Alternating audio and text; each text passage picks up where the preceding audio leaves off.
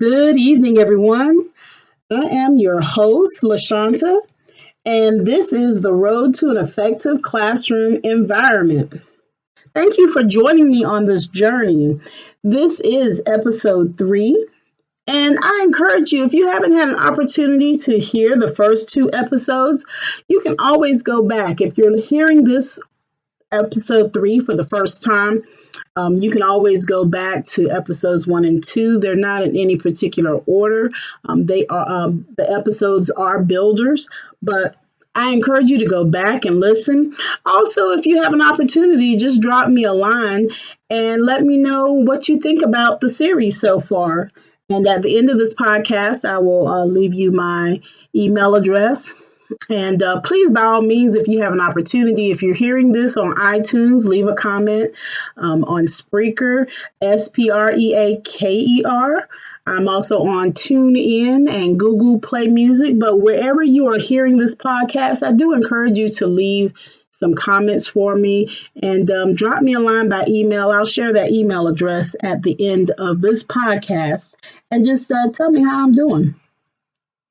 So we are going to talk about rapport. In the last episode, we talked about building positive relationships with our students in order to have an effective classroom environment.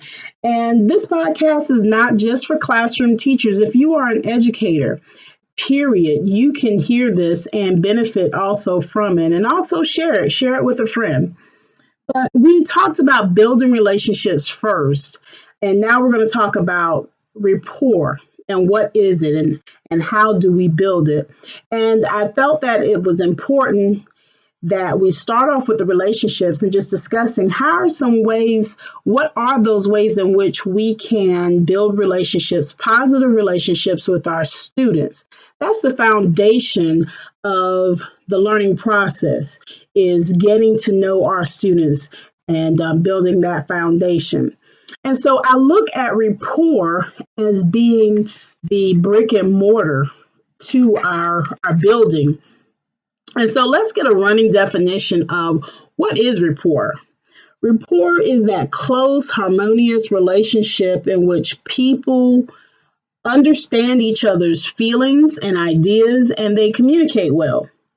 So there are some words that stand out in that definition that I wanted to discuss.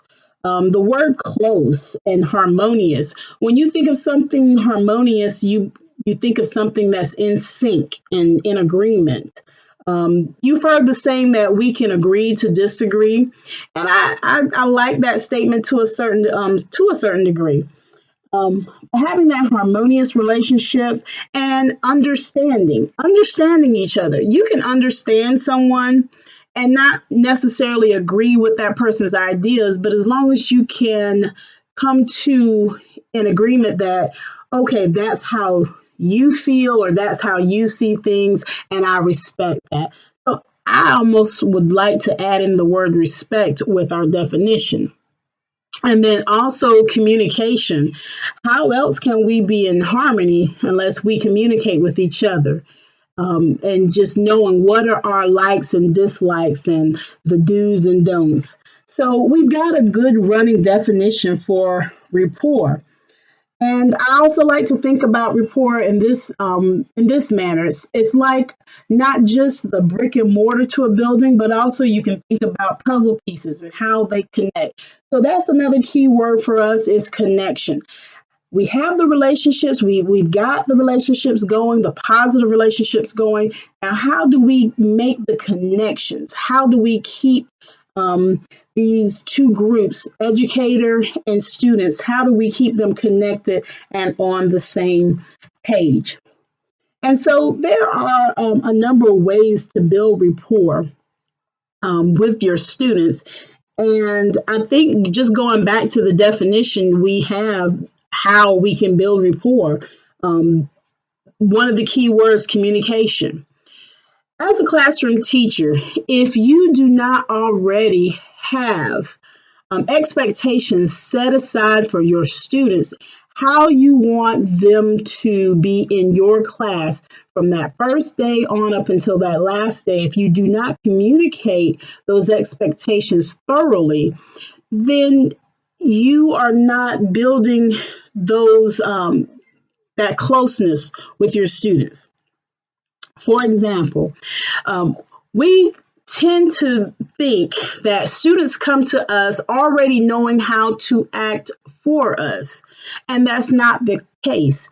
Students come to us already having some idea of right and wrong, depending on what grade level you're teaching. But they already know right from wrong. They know do's and don'ts in general about school because they learned that from their parents. Many of them get that from their parents at home before they actually come into the schools. But how that child is supposed to act for you, that is something that you have to teach that child.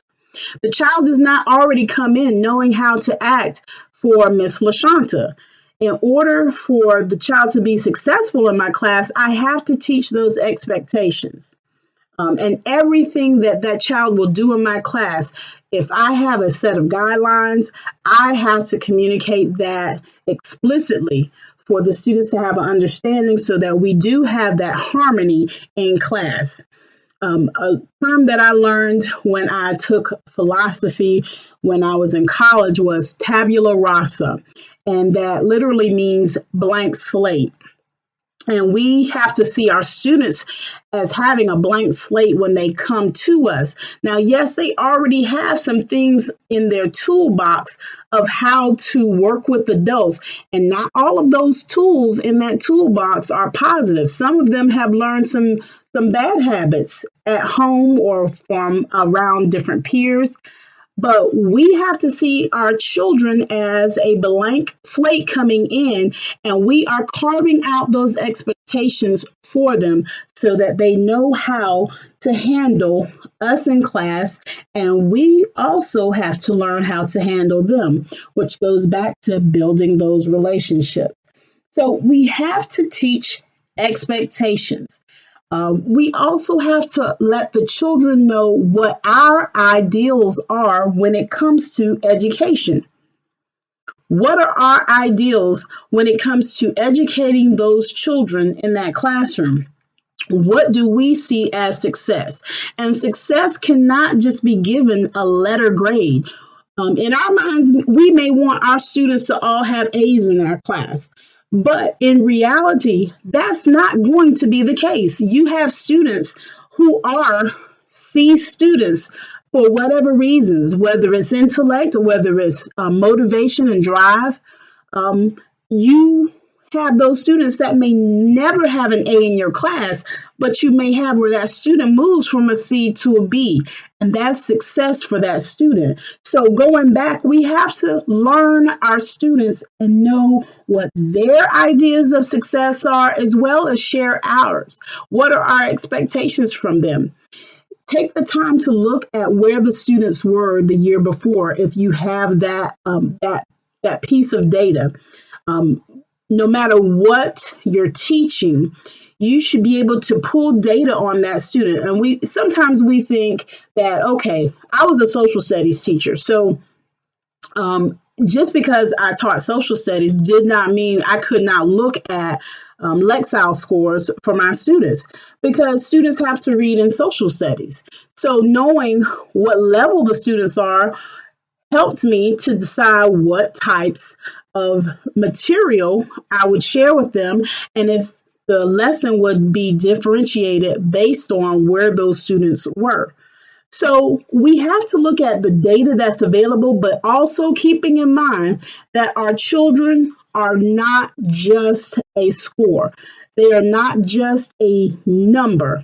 But that information helps us when it comes to developing lessons and pulling material that will be relevant for them and to help move those students along.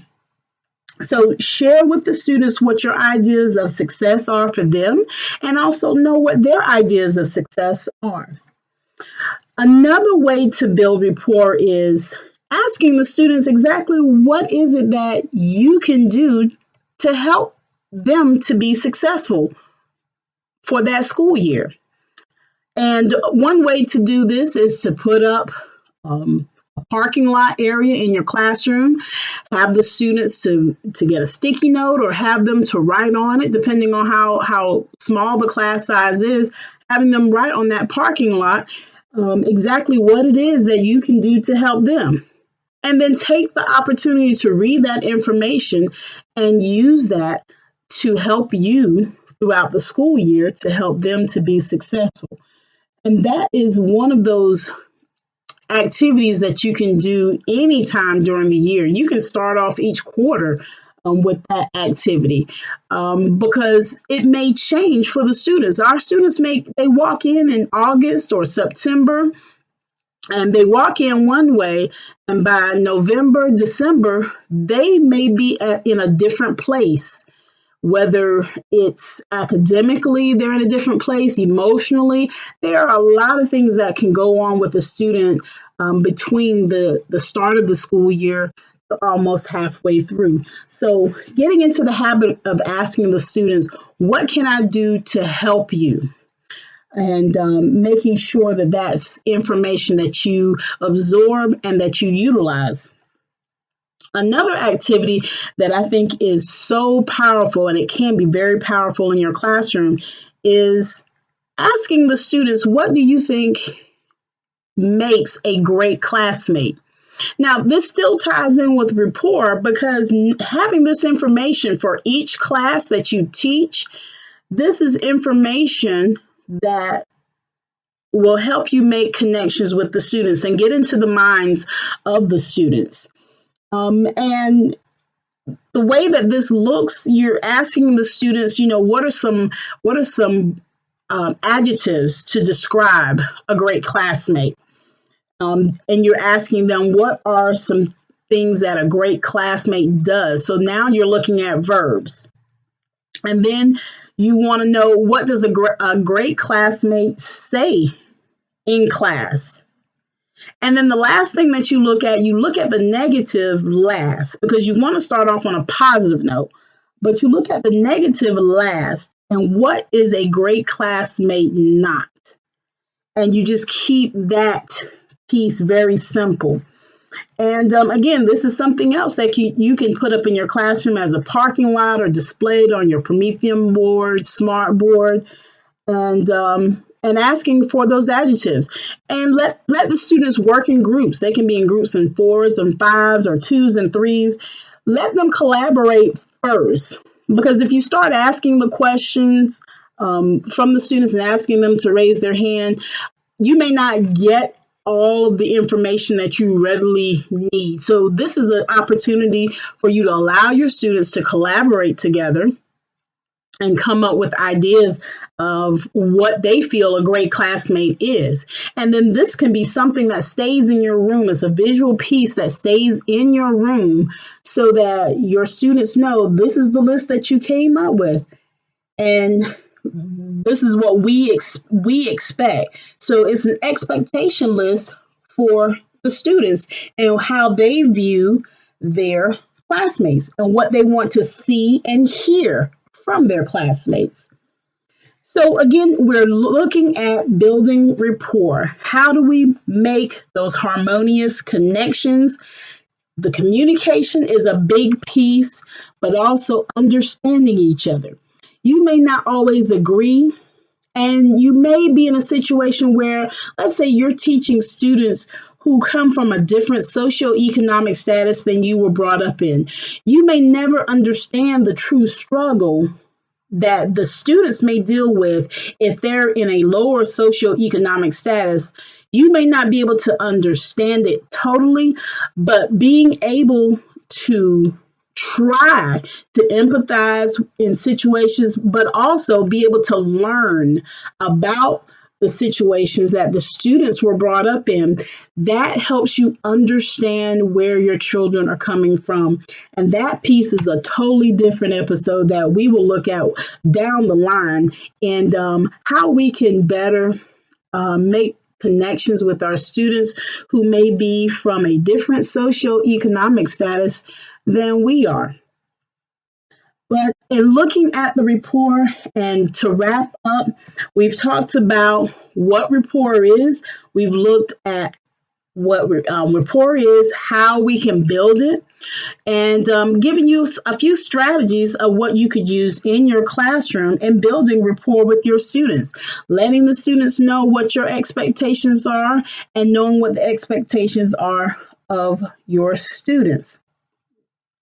So, for the next episode, we're going to look at relevance and how the material in the classroom and making it relevant to our students can create an effective classroom environment.